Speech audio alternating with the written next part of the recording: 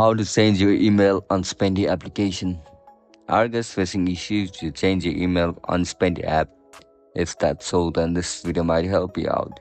Without further ado, let's get started. First of all, open Spendee app on your mobile device. Once you open the app, now log in into your account with your registered email and password. After you get logged in, now look at the right bottom of your screen where you can see this more icon. Click on it. After you click on it, you will be forwarded to this section where you can see multiple options. Now just simply tap on your profile name. After you click on it, you can see the option for email address. Just tap on it and delete all this text. Now write down your email address according to your preference.